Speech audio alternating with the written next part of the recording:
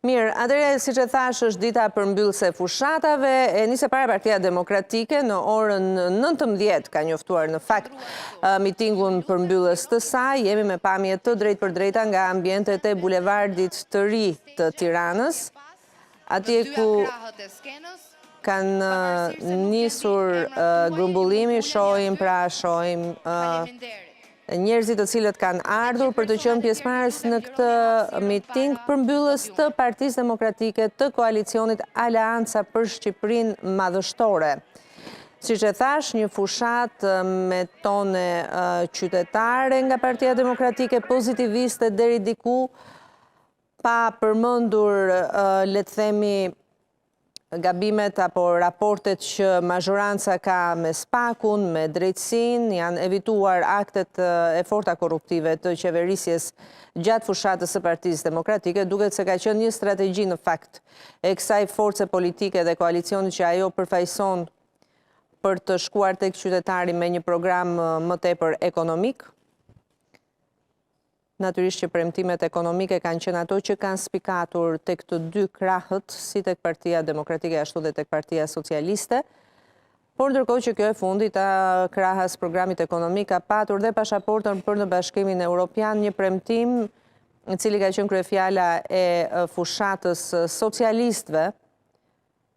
çelja e negociatave me Bashkimin Evropian, çelja e grup kapitujve të cilët do të jetë procedura që do të na çojë drejt Bashkimit Evropian, madje edhe një premtim që ndoshta mbyllja e këtyre grup kapitujve mund të bëhet deri në vitin 2029. Ky ka qenë kali betesë për Partinë Socialiste në këtë fushat, ndërkohë që Partia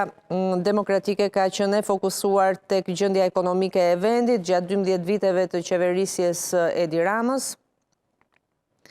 dhe tek situata dramatike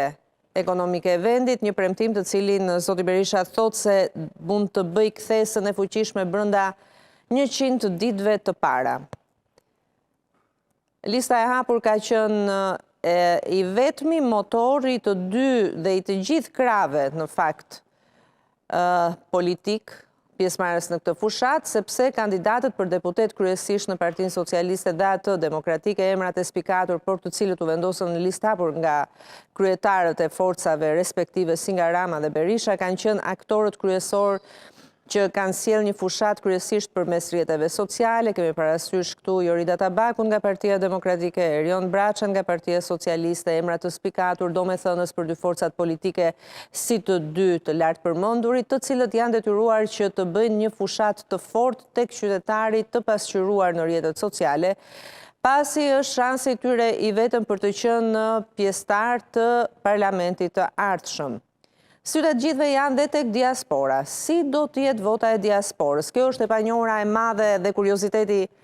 i këtyre zgjedhjeve. Partia Demokratike ka akuzuar se paregullësitë që po ndodhin në Greqi janë të qëllimta nga Partia Socialiste, e cila sipas tyre